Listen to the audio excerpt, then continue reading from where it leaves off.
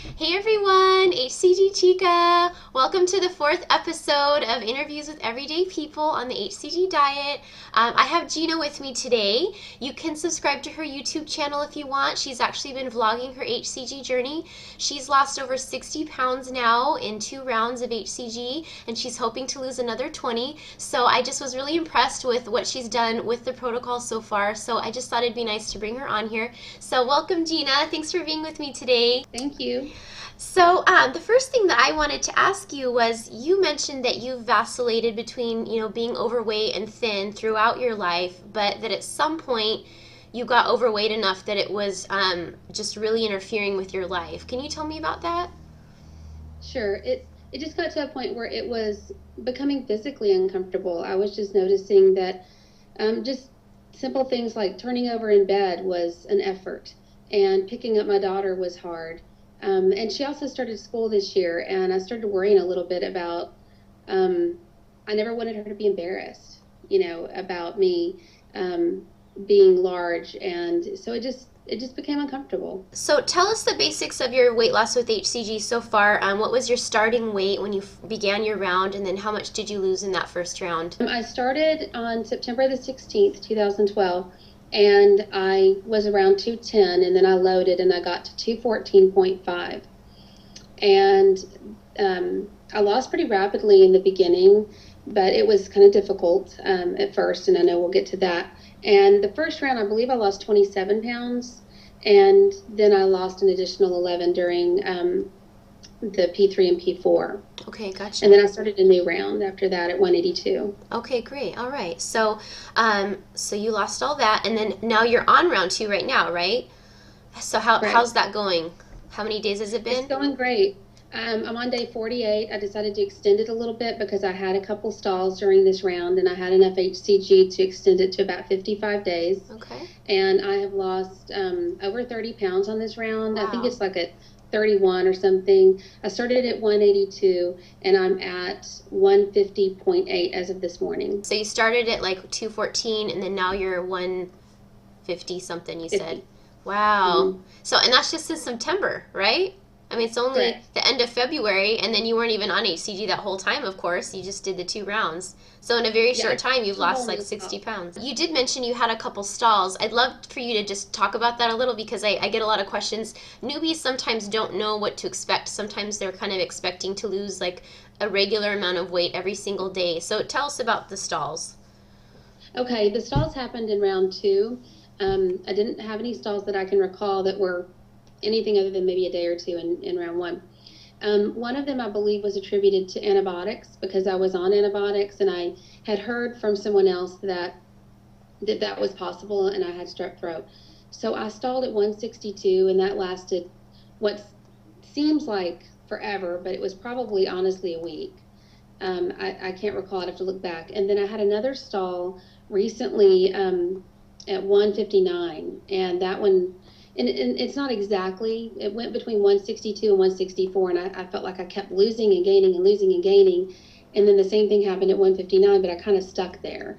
And that one I think was attributed to stress. Yeah. I just had some stressful stuff going on, and I just noticed that during that time I wasn't budging. Yeah. And then as soon as that alleviated, now I've dropped 9 pounds in probably, I don't know, 12 days. Wow, that's fantastic. So it's true, and I agree with you that stress does affect weight loss, and I tell people that sometimes, because even for me, same thing, if there's too much stressful stuff going on, it's like my weight will stop, So, and unfortunately, you can't always, control that, but it's at least nice to know in advance, because then you can at least try to arrange your life in a way to reduce stress, at least, just for while you're on the protocol. And sometimes if it's outside things, it wasn't an internal thing as much as it was something external, and right. When that happens, I just tried to understand it and appreciate the fact that this may happen, it's outside of my control, and the worst thing I can do is stress now over the lack of weight loss and compound the stress. That's a really good way to look 10 at times it. Worse. Yeah. So just try to really work through it, talk through it, blog about it.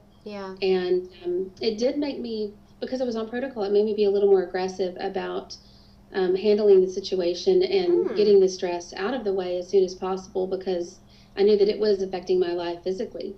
Interesting. So That's many actually, things that's on. good advice. Yeah, that's really interesting. I'm a therapist, so Cool. You're like, I've got to deal with this and get it out of the way.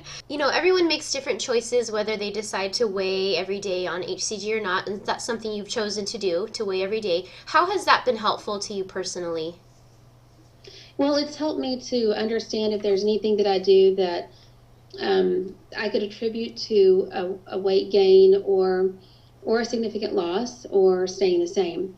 And also, my pattern of behavior whenever I'm not being accountable for my weight is to not weigh at all. And I have a distorted body image. So I know that I could look in the mirror and not see what's really there. So I really could gain 15, 20 pounds and not have an awareness of that because I get into such denial about it. Yeah. So I know that if I have that accountability and I'm weighing every day, then it's not something that's going to be scary because it's something that I can deal with immediately, but I'm also not going to, pull the covers over my head and not deal with it until I do step on the scale and I'm 15, 20 pounds heavier. Yeah, because by then So, it's kind of hard to deal with at that point. If you catch it early, you can kind of correct and make adjustments. right.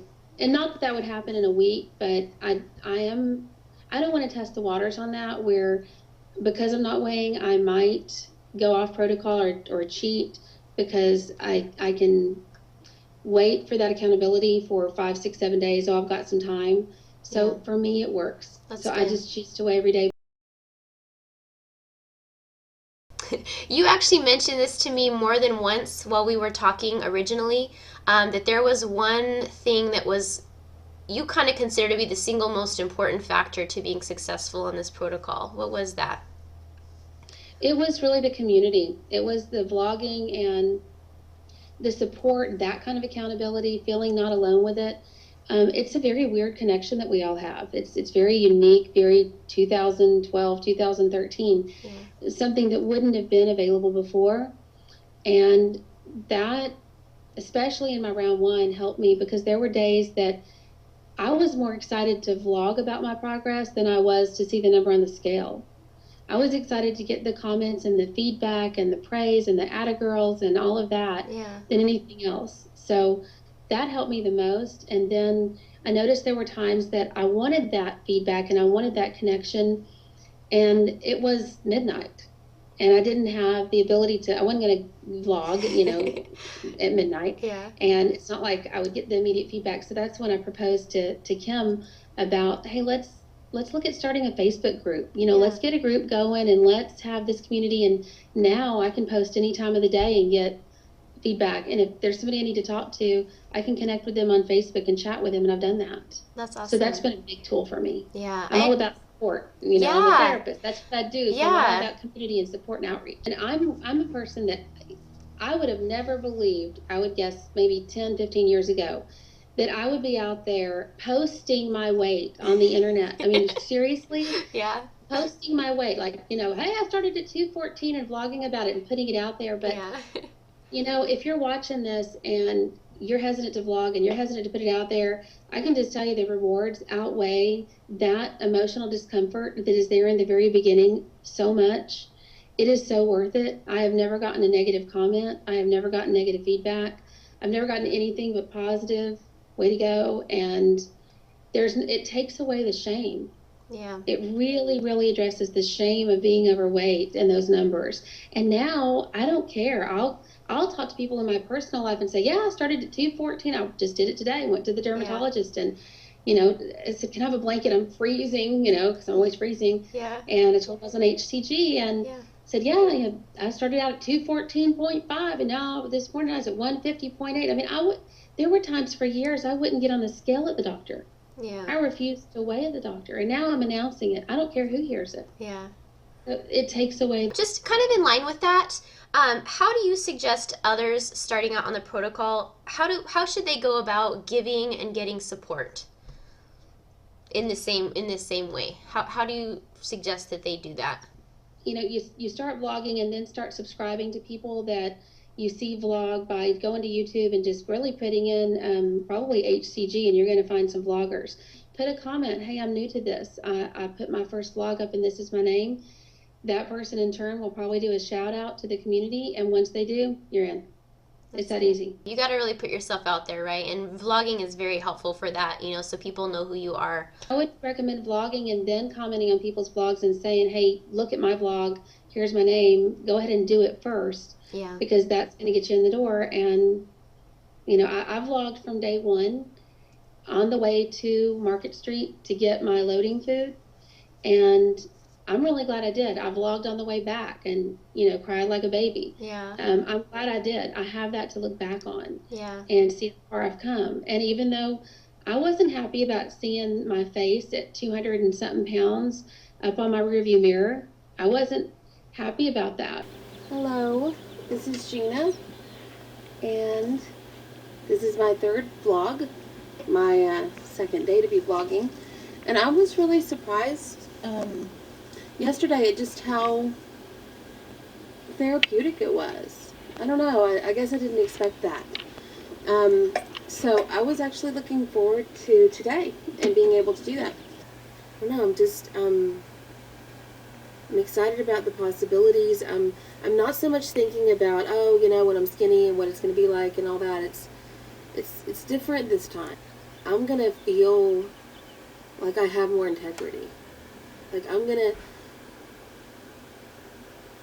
to know that I am doing best by myself, and that's going to make me feel good about myself and make me more proud. It's like because weight is something that is obvious and is seen, it often makes me feel this sense of shame that, people know that I'm not living this healthy lifestyle. That, I don't know, it's like when you're a parent, like you're not doing best by your kid, by not taking care of yourself, and that it's obvious. I knew if I succeeded that I would be glad I did it. Yeah. And that I had that archived.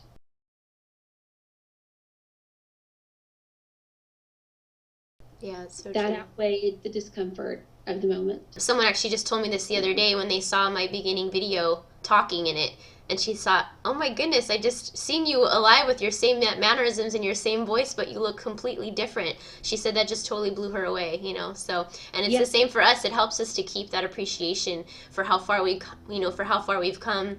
Anytime you do deal with temptations or whatever, it's like when you look at that, you're like, no, I've come too far, to lose all that. There have been times that I've taken my daughter to Cherry Berry, which is like a little local yogurt place, and they have Cherry Berry Spirit Night at school. Yeah.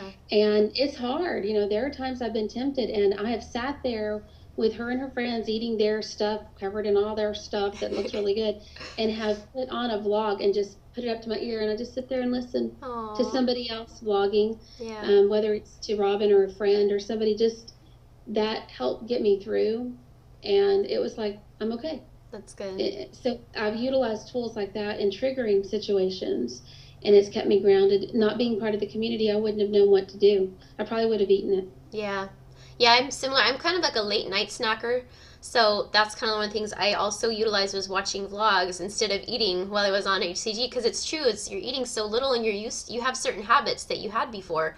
So I was like, what do I do? I can't eat for several hours, so I would just watch vlogs and comment, and that was a way to do something productive with the time and pass the time in a way that, helped keep you going. So exactly. And I did that too in the beginning. Before we had the Facebook group, I actually would watch vlogs late at night, and it would motivate me. It would get me excited. It's what got me excited to do the protocol, was watching the vlogs, and going all the way back to that person's first video, and then fast forwarding 25 videos and seeing this transformation was very inspiring.